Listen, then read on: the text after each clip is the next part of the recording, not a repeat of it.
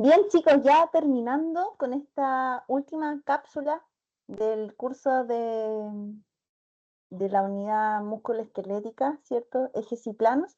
Les voy a dejar estos tips que, o sea, los planos y los ejes sí entran en la prueba, pero les voy a también a complementar con referencias anatómicas que nosotros ocupamos habitualmente en imaginología y que ustedes ya deben de tener en conocimiento, al menos en una primera mirada, porque el próximo año estos criterios sí los vamos a emplear, sí los vamos a ocupar para que podamos ir acostumbrándonos al lenguaje clínico técnico que tenemos que emplear para el manejo del paciente, tanto en su preparación como el posicionamiento, en donde ustedes tienen una participación activa colaborativa en conjunto con los quehaceres del tecnólogo médico. Así que vamos por ello, ¿ya?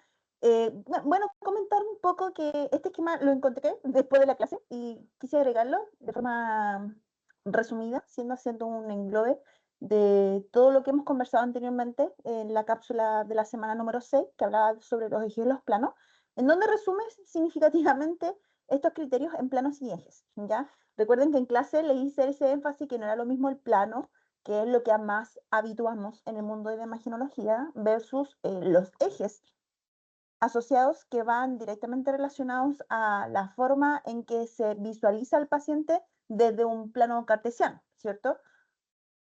Aquí tenemos los ejes axial, sagital, coronal, ¿cierto? En donde el eje transversal es más común, al menos en tomografía computada en resonancia magnética, en donde caracteriza una división entre el segmento superior y el segmento inferior, ¿cierto? Tenemos la región frontal o la imagen coronal, ¿cierto? En donde hace una división entre la región anterior o la región ventral y el eje posterior y la región dorsal del paciente. Y finalmente tenemos el eje sagital, en donde divide el cuerpo en segmento derecho y segmento izquierdo. Y si lo miramos desde los ejes del paciente, entendiéndose que son como desde perspectivas cartesianas espaciales del paciente, tenemos el eje antero-posterior, en donde literalmente se dirige una observación desde anterior al paciente hacia posterior, ¿cierto? El eje vertical o el eje o el vértice, ¿cierto? Longitudinal, habla desde una mirada desde arriba hacia abajo del paciente y desde el eje transversal, ¿cierto? Nos dirigimos directamente hacia el lado del paciente, indistintamente cuál sea, desde un lado, ¿cierto? Hacia el otro. Bien, en base a estas referencias espaciales, creo que es meritorio conversar respecto a las características que nosotros podemos relacionar de acuerdo a hitos anatómicos que son relevantes, que hemos visto principalmente desde la región sistémica ósea, para que nosotros vayamos asociando los hallazgos superficiales corpóreos del paciente versus los hitos anatómicos internos que no podemos ver, o sea, no le podemos sacar los huesitos al paciente, ¿cierto?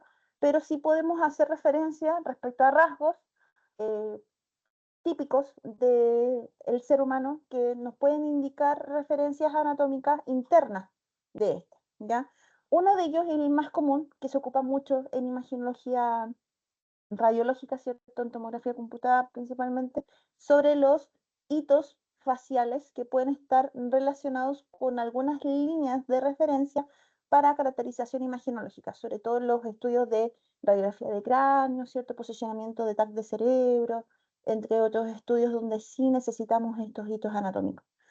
Bueno, a nivel facial ya hemos visto que hay algunos músculos y tramas óseas que son de relevantes, sin embargo también hay hitos superficiales que nosotros podemos categorizar al momento de posicionar a un paciente y al momento de indicar ciertas regiones faciales. Dentro de ellas tenemos una división completa desde el plano medio sagital, ¿cierto? Que ya lo hemos visto, que divide al segmento facial en el lado derecho y en el lado izquierdo. Desde la región central podemos empezar a ver que hay hitos anatómicos muy importantes. Uno de ellos es la glabela, que une la región entre las cejas, ¿cierto? Y que es punto de referencia también para algunas proyecciones imaginológicas. Debajito de este, justo en la hendidura, ¿cierto? Nasal, que tenemos acá, ¿cierto? Específicamente, tenemos otro hito importante que es el nacio, ¿cierto? Y que tiende a unir la región central orbitaria eh, eh, ipsi y contralateral, ¿cierto? Tenemos otra línea que es la línea interpupilar, ¿cierto? Que une un eje horizontal de tremenda relevancia porque vamos a ver que hay hitos horizontales y hay hitos verticales. Este es un hito horizontal que nos permite ver una simetría anatómica pupilar. Y esto también es referencia para cuando hay hitos neurológicos comprometidos. Hay otro punto de referencia facial que es el acánteo, ¿cierto? Que es la región de división, ¿cierto? Inferior nasal, que también es un hito anatómico al momento de posicionar a algunos pacientes en estudios de radiografía. Y tenemos la punta mentoniana. Desde un eje lateral tenemos desde la región posterior a la región anterior la orejita o el pabellón auricular, ¿cierto? Y el espacio, ¿cierto? O el conducto auricular. Desde la región lateral podemos ver la protuberancia, ¿cierto? De la región orbitaria superior, tenemos la región de la glabela, ¿cierto? La hendidura nasal, que hay algunas personas que la tienen más pronunciado respecto a otras, tenemos la región nasal. La región infranasal, el acánteo, y el punto mentoniano, ¿cierto? O el vértex mentoniano. Bien, hay otros hitos de relevancia que tenemos a nivel más caudal, ¿cierto?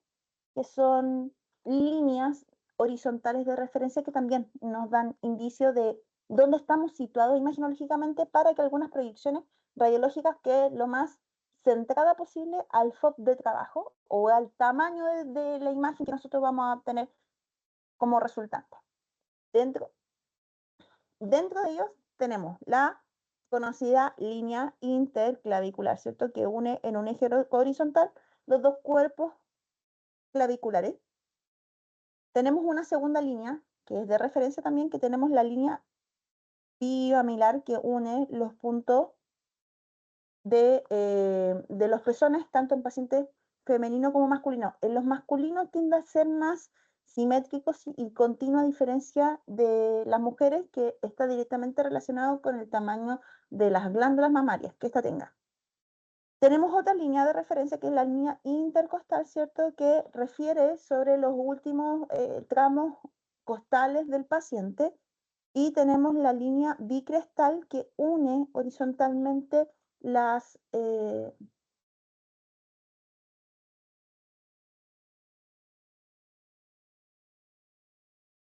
los vértices, ¿cierto? De las crestas ilíacas. Y tenemos una línea oblicua de lateral a medial, ¿cierto? Que es la línea inguinal, que habitualmente son zonas de inserción quirúrgica o de ingreso quirúrgico, como para las apendicectomías, ¿cierto? O cuando hay compromiso inflamatorio para dentro de la examinación clínica se palpan las cadenas linfáticas, ¿cierto? O los ganglios linfáticos de la región inguinal, que son junto con las axilares, las vías de examinación clínica más habituales cuando hay procesos inflamatorios. Viéndolo desde el punto de vista referencial, o sea, ya no estamos hablando tanto de líneas, sino que hablamos de hitos anatómicos de referencia, tenemos varios puntos también de la región torácica hacia la abdominal, o sea, desde craneal a caudal. Tenemos dentro de ella la horquilla external, ¿cierto? Que está famosa en nivel que se forma en conjunto con la pronunciación, bueno, va a depender del paciente, del músculo esternocleidomastoideo, ¿cierto?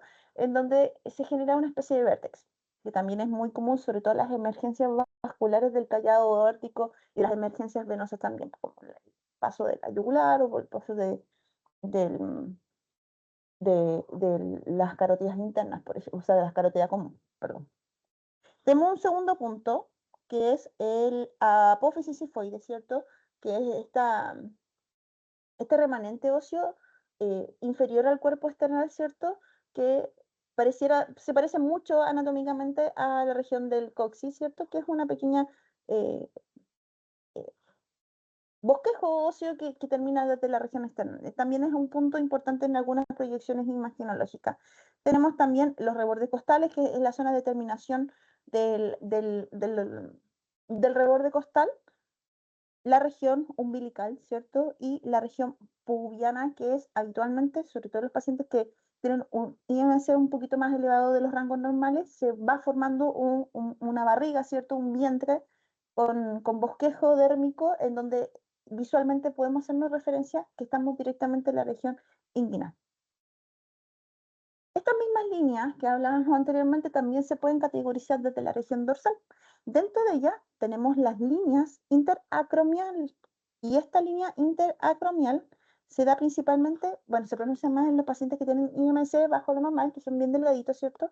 En donde se le ve literalmente la espina escapular, ¿cierto? Que lo habíamos visto en algunas ocasiones, que forma parte del complejo del manguito rotador. De hecho, da la segmentación de los cuerpos musculares en base a la región superior a la espina, ¿cierto? De hecho, por algo el músculo de arriba se llama supraespinoso, porque pasa por arriba de la espina escapular y que termina en la región acromial, ¿cierto? Así que es una referencia también al momento de posicionarnos, por ejemplo, en las radiografías de hombro. La línea interescapular es el borde inferior del cuerpo escapular y también nos hace una referencia hacia dónde estamos insertos, no solamente desde el eje escapular, ¿cierto? O de la cintura escapular, sino que además de algunos hitos radiológicos, como en las radiografías de columna dorsal, que las vamos a ver en un ratito más. ¿Ya? Tenemos una tercera línea, que es la línea intercostal, que es donde nosotros asumimos, donde termina el cuerpo de la caja torácica con las costillas flotantes, ¿cierto? Y tenemos también desde la región posterior la línea bicrestal que también se puede palpar desde la región posterior, perdón, y se hace mucho más acentuado en pacientes que tienen IMC más bajito, en donde se acentúan estos hitos anatómicos. Como les comentaba anteriormente, la columna vertebral, también para poder ubicarnos sobre la región dorsal, que es una región que visualmente nos cuesta bastante discernir en punto medio, ¿cierto? Hay hitos que son relevantes y que concuerdan con la gran mayoría de los patrones anatómicos de los pacientes adultos en general, que se da que la región de la espina escapular, ¿cierto? Donde termina la región acromial, paralelamente desde esta línea horizontal podemos localizar AT3, ¿cierto? Que es el inicio de la región dorsal. Un hito importante sobre todo para la toma de la radiografía de, por ejemplo, de columna dorsal o de tórax dentro de estos hitos anatómicos. El segundo punto de hito anatómico, sobre todo para la región dorsal también, corresponde a la región inferior escapular, ¿cierto? En donde nosotros al palpar al paciente desde esta región podemos encontrarnos con T7. ¿Y por qué T7 es una vértebra de interés? Porque es el punto medio entre el segmento superior y el segmento inferior de la columna dorsal. De esta forma, entendiendo ese patrón de palpación, ¿cierto? Intentando obviamente que, vamos a ver en imagenología, que mientras menos palpación clínica se requiera para el posicionamiento del paciente, mucho mejor porque es menos invasivo eh, en este proceso de posicionamiento, ¿ya? Entonces visualmente, sobre todo los pacientes más delgaditos, no es tema la palpación, sino que solamente visualizando dónde termina o le pedimos un poco de curvatura, ¿cierto?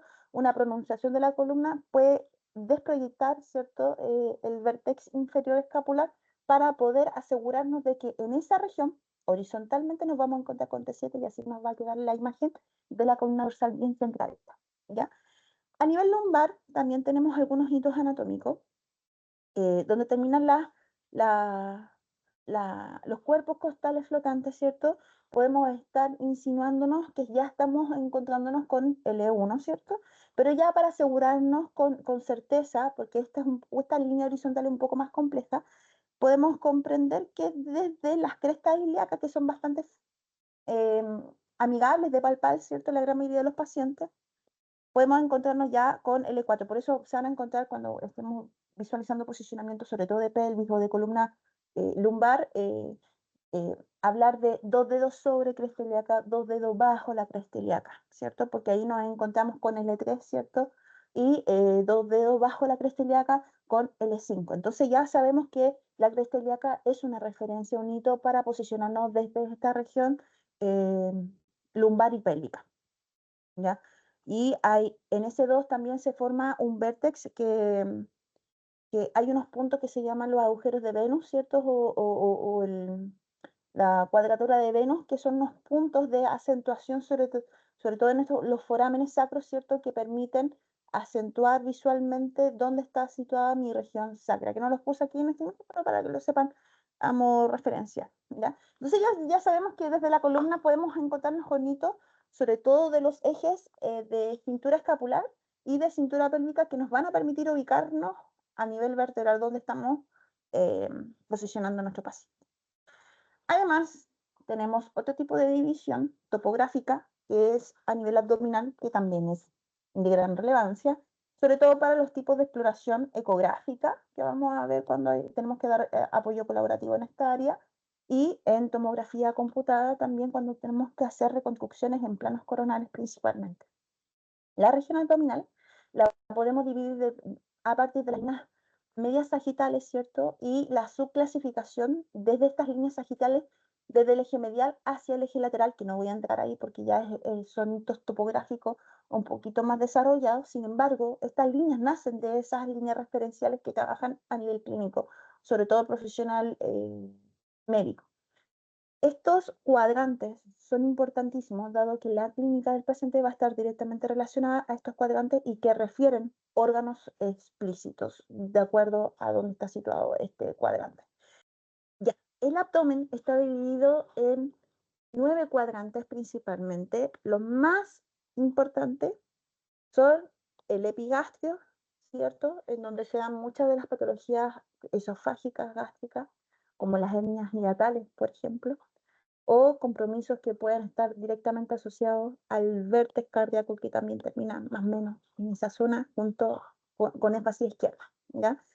Desde la región lateralizada a derecha nos encontramos con el hipocondrio derecho, en donde mucha clínica hepática asociada está relacionada con este cuadrante, y las patologías gástricas, ¿cierto?, del cuerpo gástrico, principalmente están asociadas al hipocondrio izquierdo. La región media, a nivel medial, está relacionada con la región umbilical, ¿cierto? Y en este segmento nos encontramos principalmente con el colon transverso y parte del segmento intestinal delgado. Desde la región derecha, ¿cierto? Nos encontramos con la región lumbar derecha o franco derecho o flanco derecho, en donde tenemos directamente relación con las crestas ilíacas y parte del segmento lateral intestinal, junto con también el flanco izquierdo, en donde también tenemos relación con el estado contralateral tanto de la cresta ilíaca como el segmento intestinal. Y tenemos la región inferior, la región hipogástrica, en donde nos encontramos con las patologías genitourinarias, ¿cierto? En donde la clínica se acentúa más en esta zona, sobre todo la relación femenina, ¿cierto? Tenemos los ovarios del útero, ¿cierto? Y la región masculina tenemos la región prostática. Y tenemos el flanco ilíaco, ¿cierto? O la región ilíaca, en donde está el compromiso directo de los componentes del órgano, ¿cierto? Gastrointestinal de este segmento, y el más habitual es el signo de la apendicitis, en donde el médico te palpa en esa zona y si el paciente tiene apendicitis, duele, ¿cierto? Y tenemos la región ilíaca izquierda, ¿cierto? O en flanco ilíaco izquierdo, o la fosa ilíaca izquierda, en donde tenemos segmento sigmoideo y segmento recto anal, ¿cierto? Que están en íntima relación. Entonces ya sabemos que cuando hay clínica asociada a derecha en este segmento, probablemente tengamos problemas con el apéndice, ¿cierto? Y si estamos asociados a clínica izquierda, puede que el segmento final del colon descendente sigmoideo también tengan cierto compromiso. Entonces ya sabemos que la clínica del paciente, cuando nos hace referencia a las regiones abdominales, puede estar directamente relacionado con órganos específicos de acuerdo a su ubicación, a menos que el paciente tenga sitios inversos, pero las incidencias de esa condición son súper escasas. También a nivel pélvico, dividimos la pelvis de acuerdo a las características óseas que tiene esta región. Dentro de ella, y a modo muy general, tenemos la pelvis en 2 segmentos, desde las crestas ilíacas a las espinas ilíacas anterosuperior con la anteroinferior, ¿cierto? Y entre ellas forman la pelvis mayor. Aquí está alojado un porcentaje importante de la sección gastrointestinal, sobre todo el intestino delgado. Y ya en la región púbica, finalmente, en donde hace la alusión la fosa entre el isquion y la pubis, ¿cierto? Tenemos la pelvis menor y aquí se alojan en las pacientes femeninas la región reproductiva, ¿cierto? El útero, los ovarios, y en el caso de la región reproductiva masculina tenemos las glándulas seminales y la glándula prostática también, ¿ya? Si nosotros lo vemos desde un hito más superficial corpóreo, ¿cierto? Dérmico, podemos también encontrar referencias anatómicas en base a estos hitos que hemos comentado anteriormente, considerar desde una región posterior, ¿cierto? En donde vemos que las crestas ilíacas vuelven a ser un hito de referencia para poder caracterizar la región pélvica. Tenemos otros hitos que son más laterales, que son un poco más complejos, dado que la palpación tiene que ser un poco más profunda, sobre todo en pacientes que tienen IMC elevado a lo normal, en donde podemos ya empezar a caracterizar la espina ilíaca anterosuperior, ¿cierto? Que es el segundo hito de referencia de la región pélvica. Y un poquito más hacia inferior nos podemos encontrar con el trocánter mayor, que también refiere una facilidad en la palpación clínica, ¿ya? Desde un eje más lateralizado para poder minimizar el compromiso de palpación en los pacientes en los estudios de radiografía, que lo vamos a ver que ustedes cumplen funciones vitales de colaboración de posicionamiento, tenemos la espina antero superior, ¿cierto? Que es una referencia importante en la región anatómica de los hitos anatómicos, pero más aún, si se fijan acá, empieza la región ventral, ¿cierto? Abdominal baja, en donde, bueno, los pacientes que tienen IMC un poquito más elevado se les forma un vientre, ¿cierto? El pliegue abdominal, en donde ya de solo ver ese pliegue ya no hacemos una alusión de que estamos, de que estamos de que estamos en la región coxofemoral. Entonces, donde terminan los vientres, la barriguita, ¿cierto? Es altamente probable que nos encontremos en el segmento medio inferior de la articulación coxofemoral. Entonces, ya, por ejemplo, para los estudios de cadera, solamente visualizando esa región ya sabemos que el posicionamiento central de la imagen va a ir en ese hito anatómico. Bien, ya hemos visto a modo muy general sobre las referencias hitoanatómicos superficiales que podemos ir visualizando fácilmente en el paciente sin tener que ir manipulando desde la palpación clínica para el posicionamiento imagenológico, que es un hito relevante en nuestro mundo imagenológico y es el enfoque que tiene esta asignatura para que ustedes ya vayan relacionándose con el tecnicismo clínico, ¿ya? Hay una consideración también dentro del lenguaje médico que tienen que empezar a familiarizarse, que respecto a los prefijos y sufijos médicos, porque no es lo mismo que decir me duele la guatita que decir abdomen agudo o decir dolor abdominal, ¿cierto? Persistente. Va a depender del lenguaje con el que se esté relacionando y el profesional con el que está hablando, ¿ya? Para que exista una cierta coherencia de la información, ¿ya? Y esto se da en todas las profesiones. En derecho también los abogados tienen tecnicismos en su vocablo, el área de la salud no queda exenta de este criterio, ¿ya?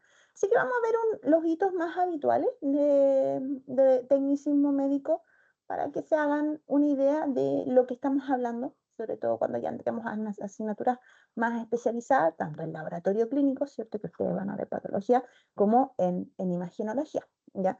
Los primeros prefijos que tenemos que conocer son los prefijos asociados directamente a órganos más habituales que exploramos en tanto para laboratorio como para imagenología, ¿ya? Así que tenemos una lista que les voy a dejar adjunta, pero las vamos a ir desarrollando con cierto detalle. El primer prefijo más habitual es cardio, ¿cierto? Cardio algo, en donde nos hace alusión a corazón.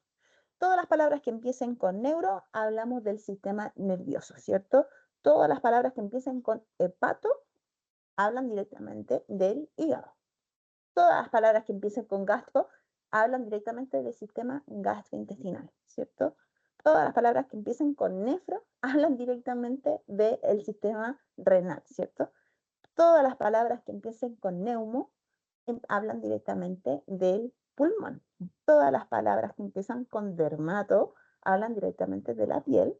Todas las palabras que empiezan con osteo hablan de la trama ósea, ¿cierto?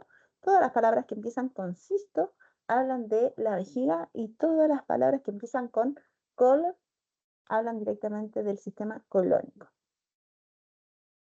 Bien, los prefijos patológicos más habituales que tenemos que considerar son los siguientes. Estos son los generales, pero hay más. ¿Ya? Tenemos la A o AN, ¿cierto? Como en el caso de la anemia, que es ausencia o falta de. En este caso, la anemia es una falta de glóbulos rojos. Las DIS, como disnea, ¿cierto? Es una dificultad o una alteración de un proceso o un procedimiento anatómico determinado, como en el caso de la disnea, que es una dificultad para respirar.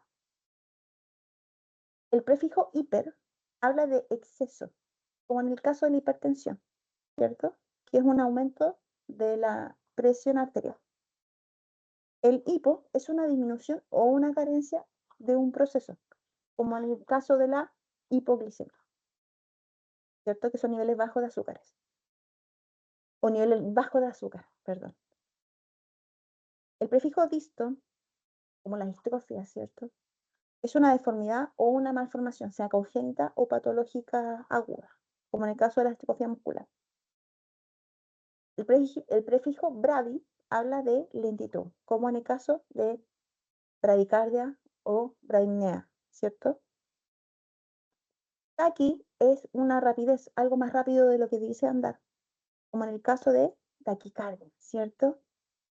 El prefijo onc u onco, ¿cierto? Habla directamente de las patologías oncológicas o neoplasias o tumores directamente. Y la palabra neo es de génesis u origen, donde está situada una patología, ¿cierto? Como en este caso de la neoplasia, crecimiento de una lesión primaria indistintamente del órgano en cuestión. Y tenemos sufijos también habituales que se ocupan en el área médica. El más común y el que ustedes conocen es algia, ¿cierto? Que es un dolor de algo, ¿cierto? Ejemplo típico, dorsalgia, cervicalgia, lumbalgia, ¿cierto?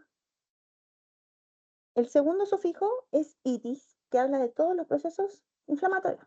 Tendinitis, tenosynovitis, tiroiditis, ¿cierto? Que hablan de una inflamación o artritis, ¿cierto? Determinada. El sufijo apatía habla de enfermedad, como cardiopatía, enfermedades cardíacas, neumopatías, ¿cierto? Enfermedades pulmonares, gastropatías, enfermedades gastrointestinales. El sufijo osis habla de una condición anómala, ¿cierto? Ya sea crónica o degenerativa, como en el caso de la artrosis, ¿cierto?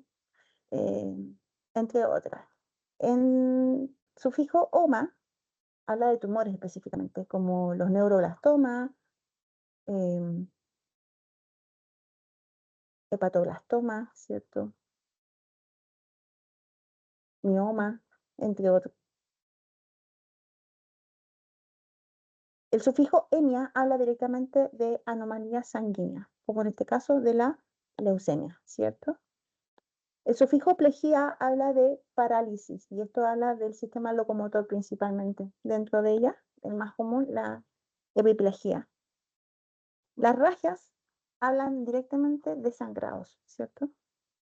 Y el sufijo rea habla de flujos excesivos, como en el caso de la diarrea. Eso, chicos, espero que todos estos conocimientos, si bien es cierto, esta última parte no se las voy a preguntar en la prueba, lo quería dejar como respaldo para ustedes, para que ustedes vayan ya familiarizándose con algunos conceptos, con algunos hitos, con algunas líneas de referencia anatómica que podemos ir explorando fácilmente en nuestros pacientes.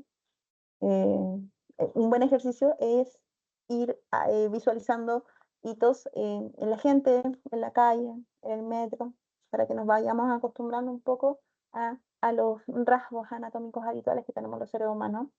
Y bueno, también dejando este video de respaldo para los siguientes cursos, y así poder complementar de mejor forma sus conocimientos en anatomía para que después la puedan aplicar en imagenología. Espero que estén muy bien, espero que tengan un reponedor fin de semana y nos estamos viendo en la siguiente cápsula.